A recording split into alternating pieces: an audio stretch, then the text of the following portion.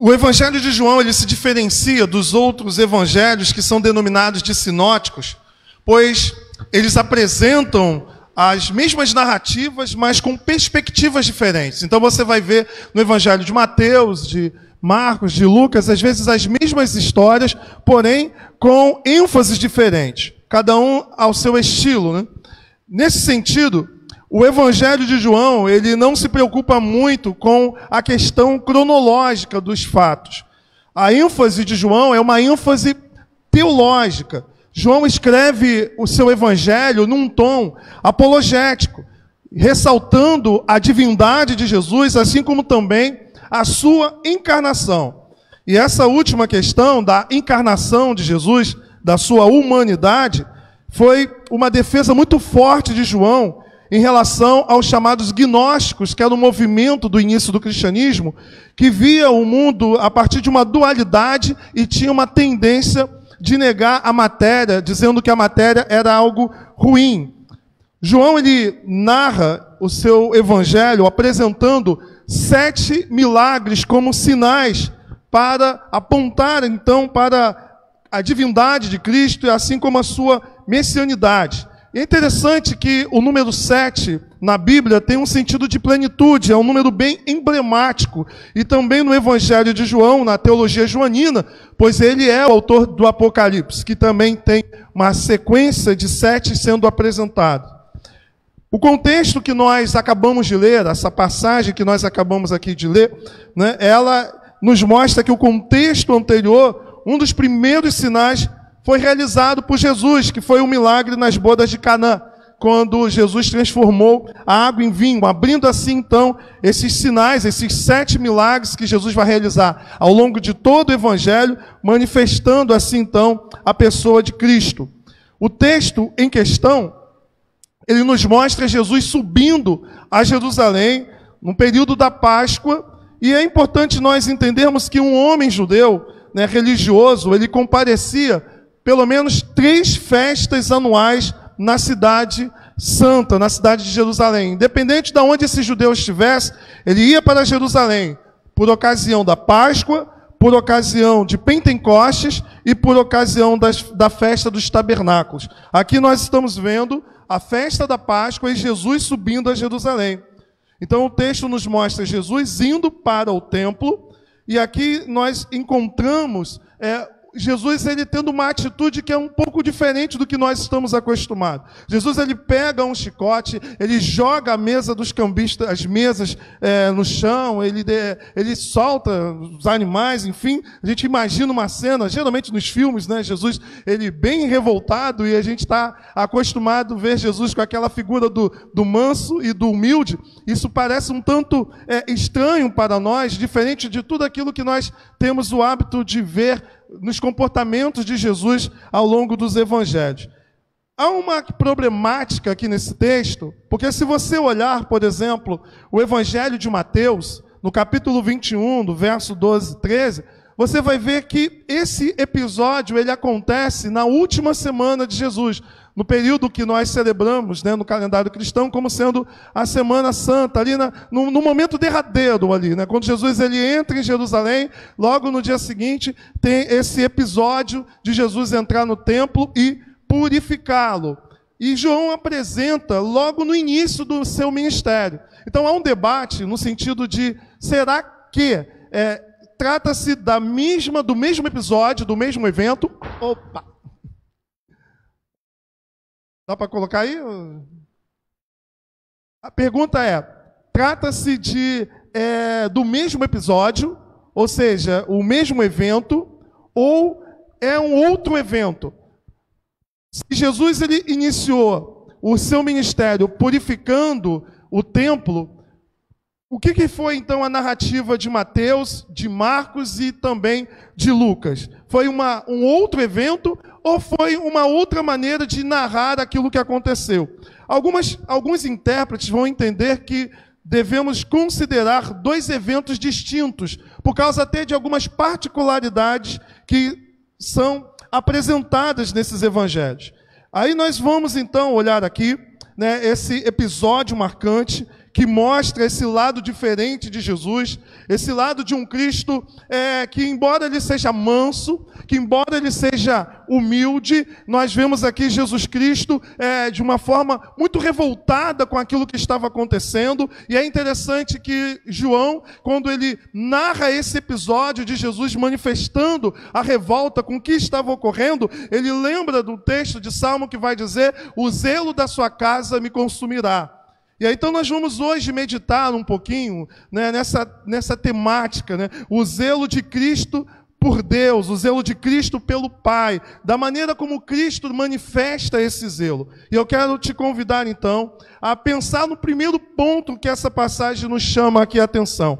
O zelo de Cristo pelo Pai, o zelo de Cristo por Deus, é manifestado no modo como ele realiza a purificação do templo. É o verso 15 e ao verso 17. Tendo feito um azorrague, ou seja, um chicote, né, de cordas, expulsou todos do templo, bem como as ovelhas e os bois, derrubou pelo chão o dinheiro dos cambistas, virou as mesas e disse aos que vendiam as pombas: tirai daqui estas coisas, não façais da casa de meu pai casa de negócio. Então nós olhamos aqui primeiramente para esse texto e nós vemos Cristo manifestando, de certa maneira, uma ira em relação àquilo que estava ocorrendo.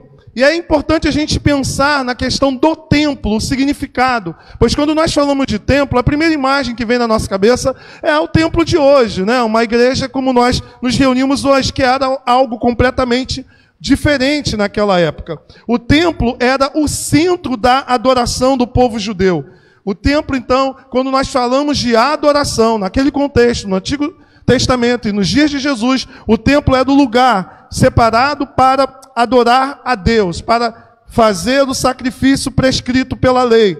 O templo era símbolo da presença de Deus no meio do seu povo, o povo com quem ele tinha um pacto. Então, quando Deus tirou o povo do Egito, ele tirou o povo do Egito, ele libertou esse povo através de Moisés, deu ao povo a lei, os 10 mandamentos, que revelam o caráter de Deus. Nós vimos aqui, na nossa reunião de consagração, meditamos um pouquinho em cada um dos mandamentos, e os mandamentos de Deus, eles não tem como finalidade criar escravidão, ou seja, prender a pessoa. Existe uma série de não terás, não farás. A ideia aqui não é criar uma escravidão em cima das leis que Deus colocou, mas promover de fato a liberdade. Uma vez que Deus tirou o povo da escravidão do Egito, através dos mandamentos, Deus está promovendo a liberdade, porque todas essas coisas que a lei proíbe nos causa escravidão. E nesse sentido, Deus então entrega o decálogo ao seu povo, que revela a moral, a ética de Deus para o seu povo,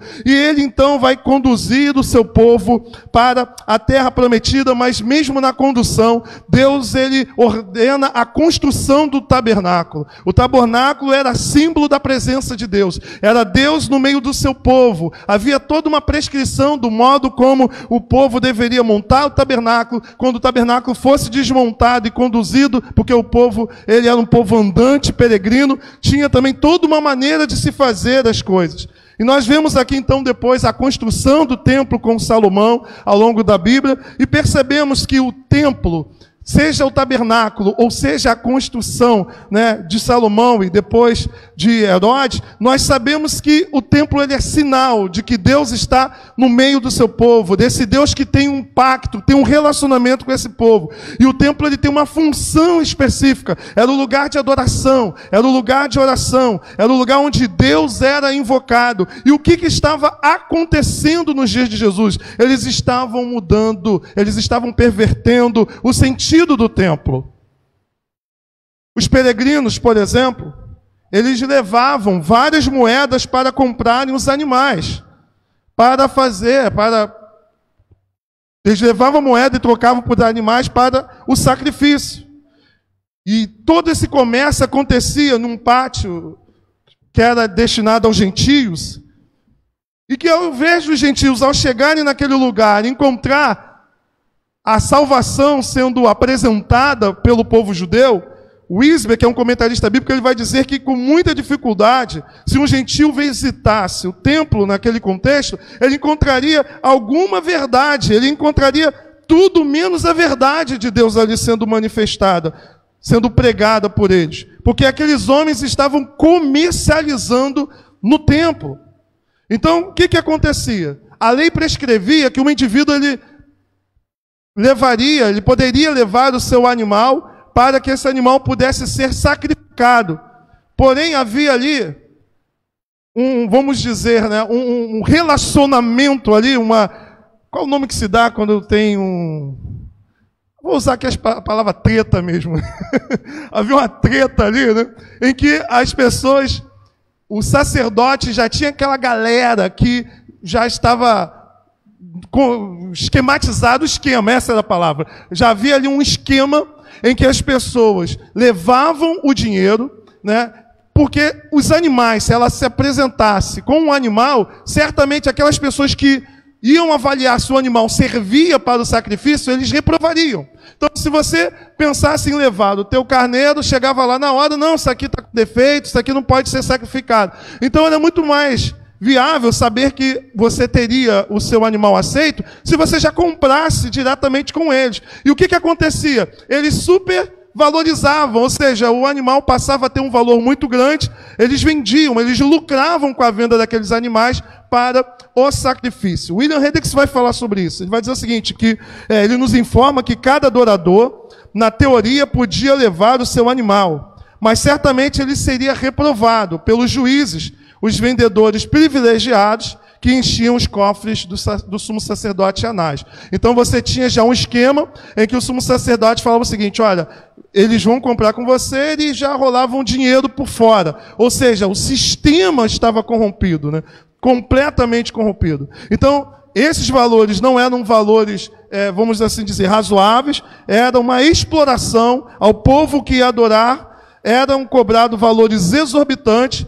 Aqueles que faziam a troca das moedas, os cambistas, né? Porque a pessoa às vezes vinha de uma outra região, tinha que trocar pela moeda oficial que era aceita na religião, que era a moeda judia, uma moeda oficial para o serviço do templo. Então não poderia ofertar com uma moeda estrangeira. Então os cambistas já faziam a troca, né, da moeda e também lucravam com isso. Então era uma verdadeira fonte de comércio, de lucro, aquilo que não tinha sido destinado para tal finalidade. William Hendricks nos lembra então sobre essa questão da oferta que só podia ser em moedas judias. Infelizmente, meus irmãos, essa prática de mercadejar o sagrado, ela se estende ao longo dos séculos na história da igreja. Na Idade Média você vai ver o que chamamos de simonia, ou seja, a venda de cargos eclesiásticos na igreja. Na Idade Média nós vemos também o abuso na venda das indulgências.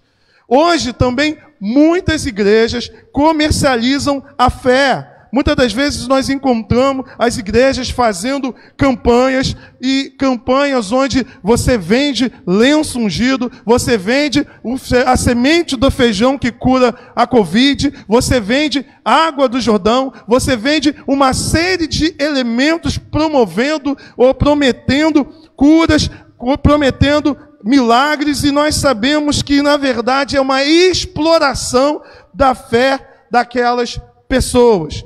E muitas das vezes as pessoas também parece que elas gostam de ser enganadas, né? Semente de feijão, isso não é história não, tá, irmãos? Semente de feijão que cura lá, a semente de uma planta que cura a Covid, o próprio pastor que fez isso, ele pegou Covid, né? Então, quer dizer, eu acho que não deu tempo da semente, né, frutificar.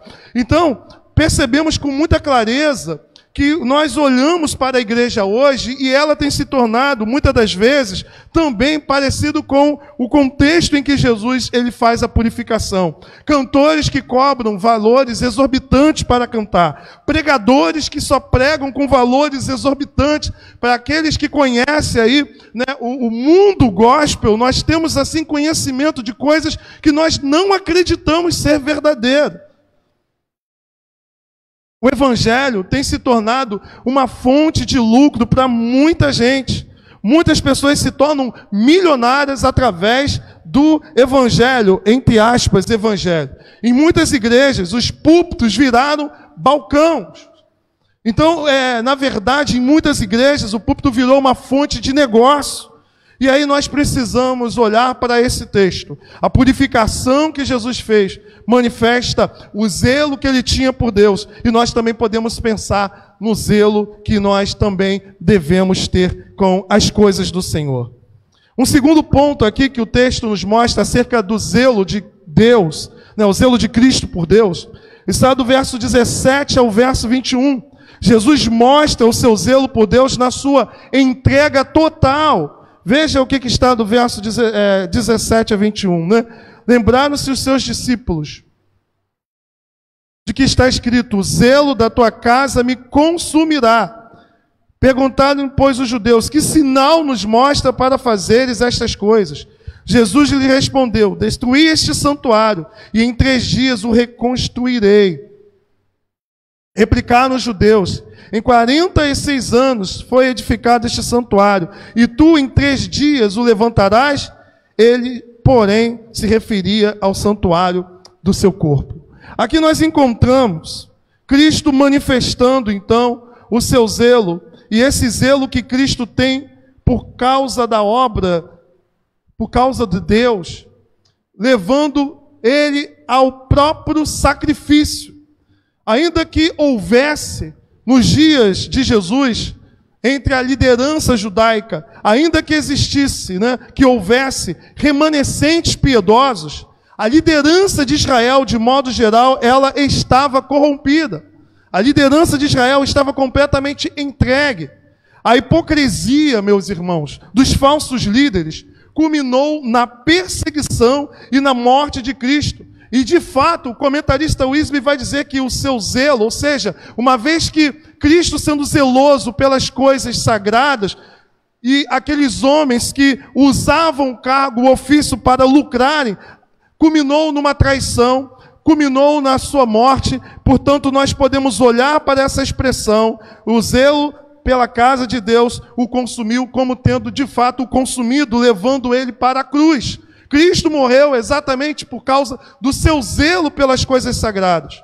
Por diversas vezes nós vamos ver que as autoridades daquele povo, do povo judeu, as autoridades religiosas, elas questionavam Jesus. Elas questionaram a atitude de Jesus. O que Jesus fez? Ele entrou, jogou as coisas, ele começou a falar com autoridade, e aquelas pessoas falaram: olha, com que autoridade você faz isso?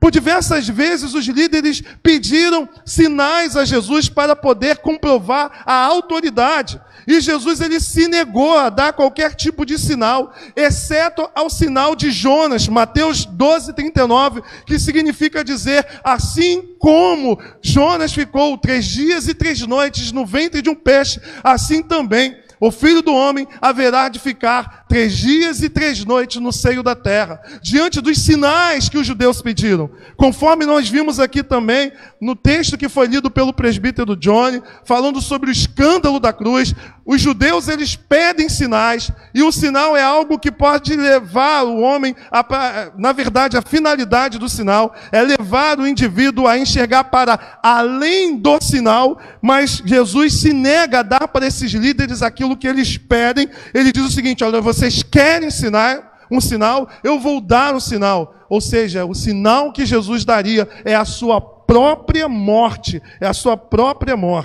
Cristo, então, ele vai usar aqui a figura do templo para transmitir essa verdade, a verdade da cegueira espiritual daqueles homens. Porque Jesus, ele disse: olha, se você derrubar esse templo, em 3 dias eu vou reerguer esse templo. Ora, o templo, aquele templo que Jesus estava falando, o templo de Jerusalém, ele só terminou de ser construído totalmente no ano 64. Então, mesmo naquele contexto ali, que já havia 43 anos passados, na verdade, o templo ainda não tinha sido finalizado. E aqueles homens estavam pensando: olha, 43 anos o templo para chegar aonde chegou, você está me dizendo que vai levantar em 3 dias? Jesus estava dando para eles um sinal. Mas a cegueira espiritual impediam aqueles homens de enxergarem acerca do que Jesus estava se referindo.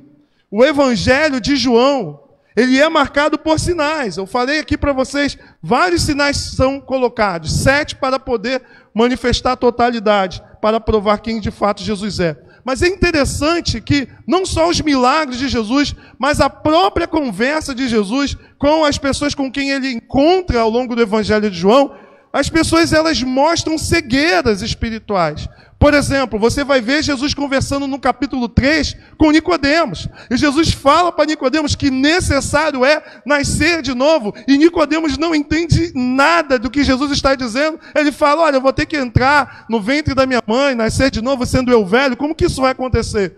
Depois, no capítulo 4, você vê Jesus conversando com uma mulher samaritana que queria água. E Jesus fala, se você soubesse quem está te pedindo, né, de beber, você receberia a água da vida. Né? Essa água que realmente mata a sede existencial do homem, espiritual do homem. A mulher ela não entende de que água Jesus está dizendo e ela pede, então, poxa, me dá sempre dessa água para não ter que ficar vindo o tempo todo buscar. Então você percebe com clareza que Jesus ele descreve várias vezes sinais ou realidades espirituais e o Evangelho de João é marcado por pessoas que não conseguem entender o que Jesus de fato está dizendo.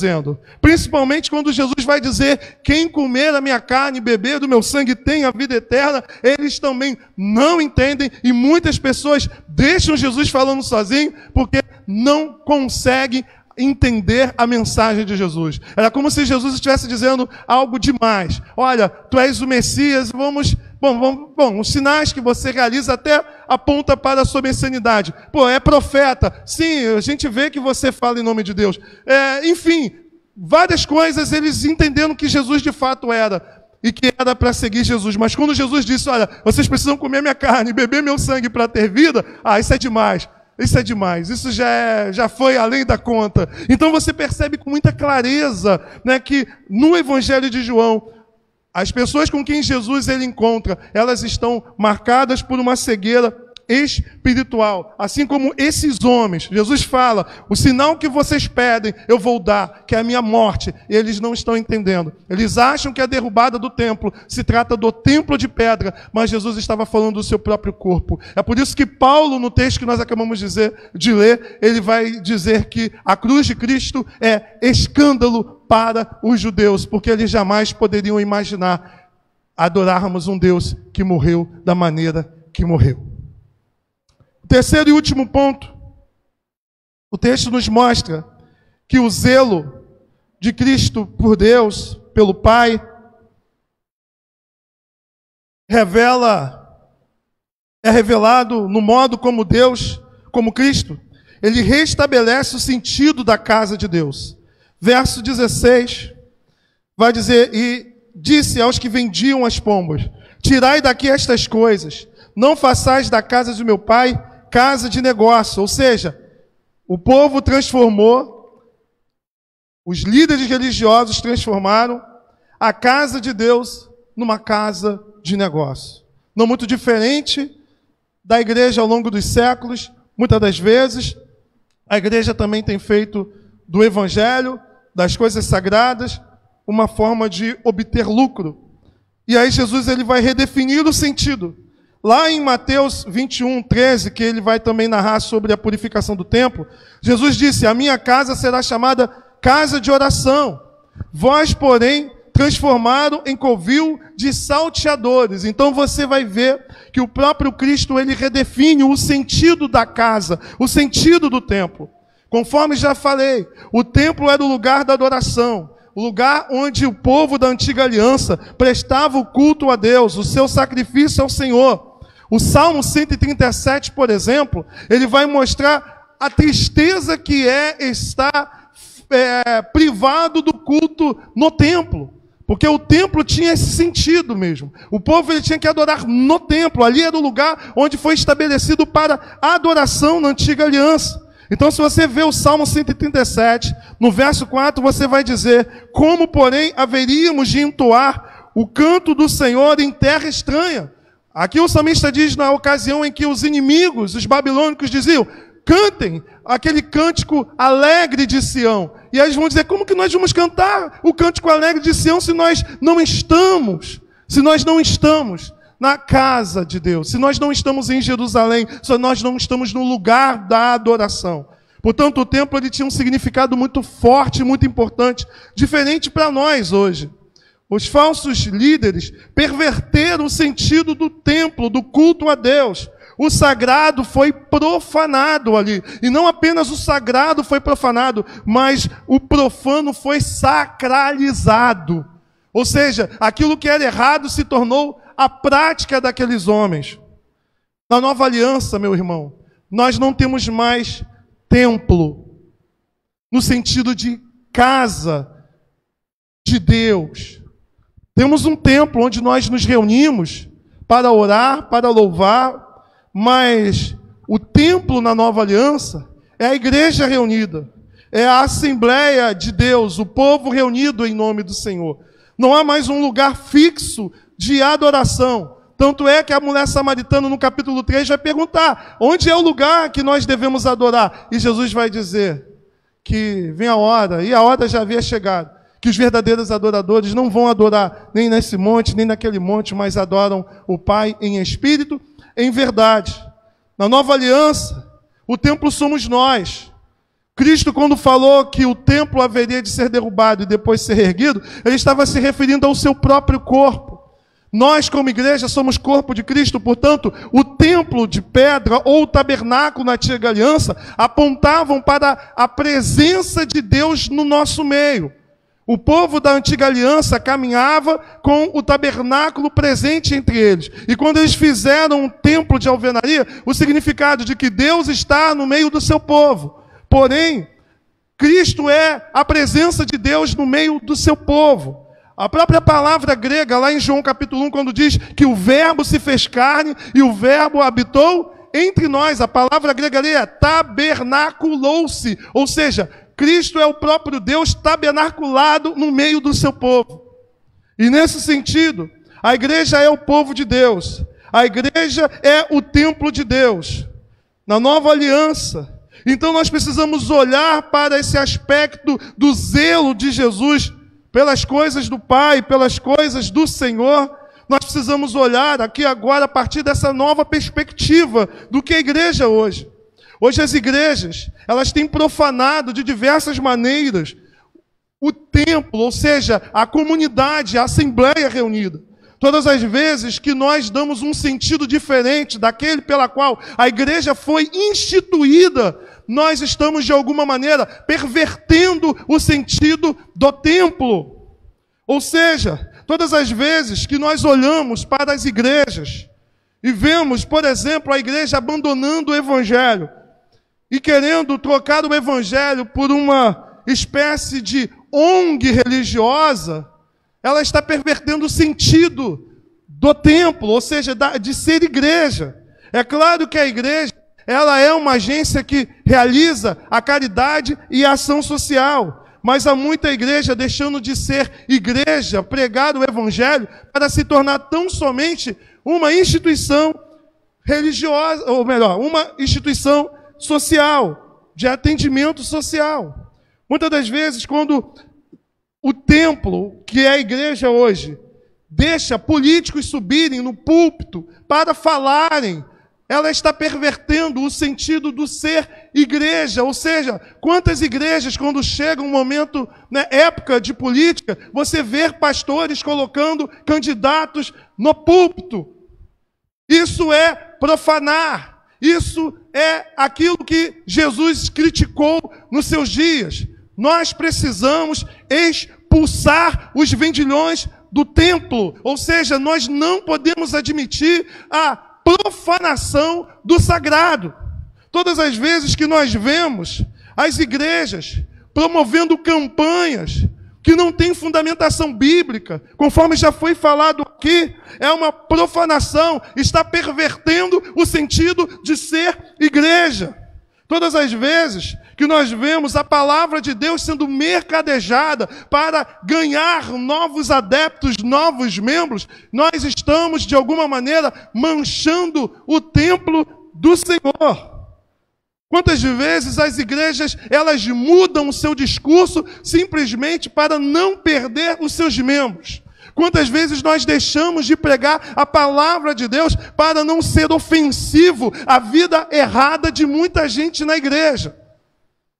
Certa feita, se não me engano, foi o reverendo Hernandes que comentou que foi pregar numa igreja e ele falou, e antes de ele pregar, uma igreja forte, grande, né, com alto poder aquisitivo, ele falou assim: olha, pastor, não fala de adultério aqui não, que tem uns irmãos que adulteram, vão se sentir ofendidos. Pastor, também não fala aqui de vícios não, porque tem uns irmãos aqui que gostam, né, que são viciados aqui em bebida, então não fala sobre isso não. Pastor, também não fala aqui sobre... pastor, você vai pregar sobre o quê? Que ele deu uma lista enorme do que ele não podia falar. Então, irmãos, muitas das vezes a igreja ela muda o seu discurso simplesmente para poder receber a pessoa, e a pessoa vem como estás e continua como estás e não tem nenhum tipo de mudança. Continua o mesmo estilo de vida que tinha antes. Porque as igrejas, meus irmãos, muitas das vezes a pessoa, ela vive numa comunidade, ela apronta naquela comunidade, ela peca, ela está em pecado, ela vai para uma outra igreja que ninguém sabe a sua origem, não sabe de nada, e recomeça a sua vida. Todas as vezes que nós olhamos para as igrejas, ocultando o pecado, negando a pregação fiel da palavra de Deus, nós vemos aqui então, de alguma maneira, a casa de Deus sendo manchada. Quando o rei Ezequias começou a governar, registro lá em 2 Crônicas 29, do 1 a 19, a primeira ação de Ezequias como rei, depois de ele ter observado o péssimo reinado do seu pai Acais, que era pró-Assíria e que por causa da sua aliança com o povo estrangeiro, ele perverteu Israel, perverteu o culto. A primeira atitude do rei Ezequias, para colocar ordem na casa, ele como rei, foi mudar o culto. Porque tudo começa no culto. Há muita gente que diz assim: Deus não chamou para fazer culto. Eu já vi pastores presbiterianos falando isso. Deus não chamou para culto. Meu irmão, volta para o seminário. Ou vai ler a Bíblia, porque talvez aprendeu isso no seminário. O culto é a ação mais importante da igreja. A importância maior é o evangelismo. Não, porque a finalidade do evangelismo não é evangelizar por evangelizar. Evangelizar para que haja novos adoradores. O culto é a atividade mais importante da igreja. Porque o culto é o lugar onde Deus convoca o povo da aliança, o povo do pacto. E o povo, quando se reúne nesse lugar, ou em qualquer outro lugar, pois o próprio povo é o templo do Senhor onde ele habita, o povo está respondendo o chamado de Deus. E ele responde com as canções, ele responde com as orações, e Deus fala com o seu povo, através da palavra e através dos sacramentos. Todas as vezes que nós nos reunimos para cultuar a Deus, o que nós estamos fazendo é renovar o pacto que nós temos com o Deus de Israel. Portanto, o rei Ezequias, ele poderia começar por qualquer coisa, ele era rei. Tantas coisas ele poderia começar a fazer, mas onde é que ele mexeu? O que ele foi fazer? Mexer no culto, porque ele via que o culto tinha sido profanado. O culto estava não conforme as prescrições bíblicas. O culto tinha sido, de alguma maneira, os preceitos, a maneira como Deus havia instituído, estava sendo violado. É como se você fosse dar um presente para alguém, você não dá o que você gosta para essa pessoa. Você dá o que aquela pessoa gosta. Portanto, o culto que nós prestamos a Deus não é a meu gosto, não é a seu gosto, mas é a gosto daquele que vai receber o culto, que é o gosto de Deus. Portanto, não me importa se você gostou ou não gostou. O que me importa é se Deus gostou. Porque é Ele que o culto é para Ele, não é para você. Não é para nem você que está visitando, por mais que você seja importante, a gente gosta da sua presença, mas não é para você. Me desculpa se eu fui sincero. O culto é para Deus. Não gostei. Me desculpa, o problema é seu. Quem tem que gostar é Deus. Quem tem que gostar é Deus. Porque o culto é para Ele. O culto é a convocação que Ele faz para que estejamos na sua presença, a fim de que, como povo da aliança, possamos adorá-lo e ser dirigido por Ele, pela sua palavra. Rei Ezequias, ele entendeu isso, e aí então nós vimos que o zelo que ele teve pela casa do Senhor o consumiu. Portanto, como que nós podemos aplicar tudo o que foi falado aqui hoje para a nossa vida em particular? Primeiro ponto, já trazendo então aplicações para a nossa vida prática. Nós somos o templo de Deus. A nossa vida precisa de consagração, de santificação a Deus. Precisamos renovar, ou melhor, reformar a nossa vida. Portanto, meus irmãos, nós precisamos reformar a nossa casa. O templo não é mais um templo de tijolo. Embora nós nos reunimos aqui, nós cuidamos disso aqui, ou devemos cuidar, porque é um lugar onde nós frequentemente nos reunimos. A nossa maior preocupação não é com o templo de alvenaria, mas é com a nossa vida, que é templo, que é habitação de Deus. E muitas das vezes a nossa vida está também profanada, está manchada pelo pecado. Então nós precisamos reformar a nossa vida. Nós precisamos expulsar algumas coisas que estão no nosso coração, que está pervertendo a nossa vida com Deus. Quem sabe, meu irmão, você precisa mudar o seu vocabulário, o seu modo de falar. Quem sabe você precisa mudar a sua maneira de ser. Quem sabe você precisa mudar o seu modo de agir, os seus temperamentos, que você diz, eu sou assim mesmo. Não, meu irmão, nós precisamos viver uma vida de santidade, nós precisamos refletir na nossa vida o caráter de Deus. Portanto, em tudo nós precisamos manifestar a glória de Deus, a experiência de alguém que teve contato com o Evangelho e foi transformado por ele. Portanto, nós precisamos de purificar a nossa vida. E um exercício para isso é olhe para os 10 mandamentos que foi lido aqui. Faça esse exercício diário. Olhe, não terás outros deuses diante de mim. Olhe e perceba se de fato não existem coisas que ocupam o centro da sua vida. Será que Deus de fato é o primeiro na sua vida? Será que Deus é aquele cujo você, quando acorda, você pensa nele, ele é o teu primeiro pensamento e ele é o teu último pensamento? Será que todas as decisões que você toma na sua vida, você considera a palavra de Deus? A Bíblia diz, olha, não toma o nome do Senhor em vão, e nós falamos sobre isso aqui também. Não apenas não sermos participantes, às vezes, onde o nome do Senhor está sendo utilizado em piadinhas, e às vezes a gente está ali simplesmente compactuando com aquilo, mas nós também profanamos o nome do Senhor, quando a nossa vida, de alguma maneira, é uma vida vergonhosa para aqueles que estão nos observando e sabem que nós somos crentes. O povo de Israel, quando profanou do templo, as nações estrangeiras olhavam para o povo de Israel e percebia o quanto Deus estava sendo, de alguma maneira, profanado com aquela vida que eles estavam manifestando.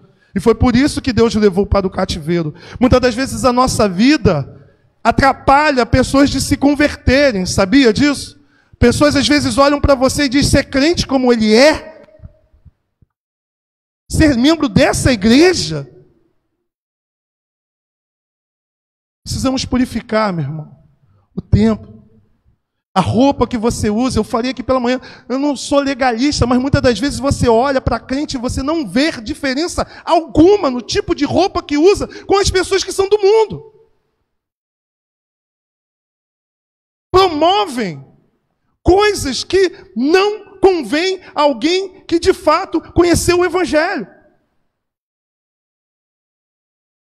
As nossas atitudes, o nosso comportamento em família, o nosso comportamento no trabalho. Muitas das vezes as pessoas falam coisas perto da gente porque já nos vê como crentes light. Precisamos purificar o templo. Reforma seu guarda-roupa. Reforma a sua linguagem. Reforma a sua atitude. Como Jesus expulsou, como Jesus purificou, o Senhor está nos chamando a essa purificação interna do nosso coração.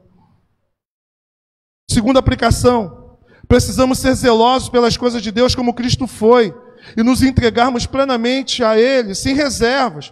Da mesma maneira que Cristo, por causa do seu zelo, ele foi consumido, nós precisamos também entender essa realidade da cruz, de sermos consumidos pelo zelo às coisas de Deus. E nós já aprendemos isso aqui, na semana passada falamos sobre isso, do negar a si mesmo, de seguir a Jesus, de colocar a nossa cruz nas costas. Cristo levou a sua cruz, mas ele não disse que você não tem mais cruz para levar. Ele levou a dele, agora você carrega a sua. E a cruz não é a tua doença. A cruz não é o teu desemprego. Isso daí todo mundo fica desempregado, todo mundo fica doente. Então para com isso. Para com isso. A cruz é a mortificação. É você saber do Evangelho. E muitas das vezes, conforme cantamos aqui, que é morrer, morrer, morrer, morrer, é morrer mesmo. É morrer, meu irmão. Ah, eu quero muito fazer isso. Morra. Morra. Morra para as suas vontades. Morra para os seus desejos. Porque se você ceder, você vai se tornar escravo do pecado. E Deus não te chamou para a escravidão. Ele te chamou para uma vida muito melhor do que essa que muitas das vezes nós nos permitimos viver. Meu irmão, o pecado, ele te embaraça, ele te agarra, ele faz com que você perca a sensibilidade de Deus. E muitas das vezes, com o passar do tempo, você já nem consegue mais perceber que está vivendo em pecado. Que a tua mente fica cauterizada. Morra, meu irmão. Morra, para que possa viver de fato. E eu não estou falando isso de forma legalista, porque o texto de Êxodo fala do que você não deve fazer. Mas o texto de 1 Coríntios que nós lemos fala da cruz. Na cruz você encontra todas as graças necessárias para que você, de fato, supere as lutas que você carrega no seu coração. Muitas das vezes nós não levamos a sério aquilo que nós nos colocamos a fazer. Nas coisas de Deus nós não somos zelosos. Vamos aprender com Jesus a ter zelo, a purificar a nossa vida, a ser zeloso pelas coisas de Deus e, por último, resistir às tentações, de nós nos subvertermos, né? Ou seja, mudar o sentido original das coisas para obter lucros e vantagens pessoais. Se a casa de Deus foi feita para oração, é para oração. Se Deus estabeleceu a igreja, instituiu um culto e deu à sua igreja uma missão, é isso que nós devemos fazer.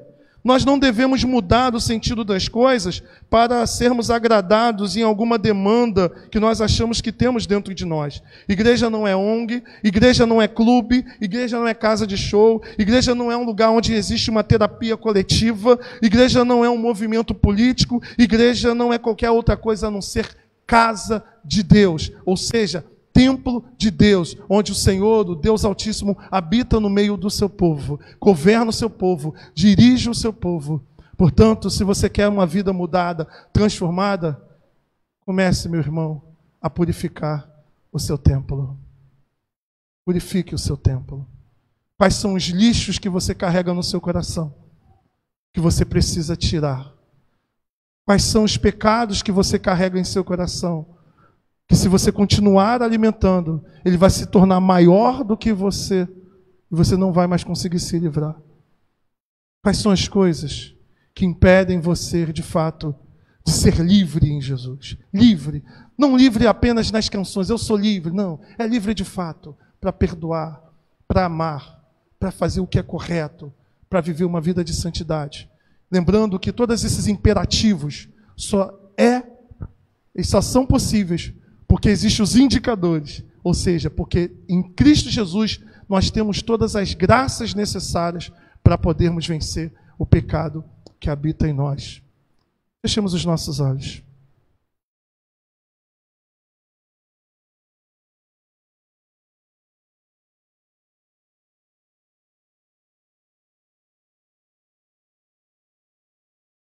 Ó Deus, nós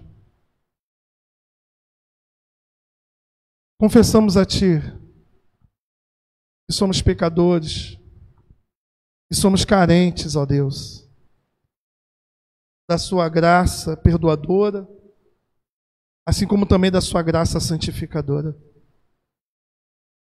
Leva o Teu povo a pensar, a refletir sobre tudo aquilo que foi falado nessa noite.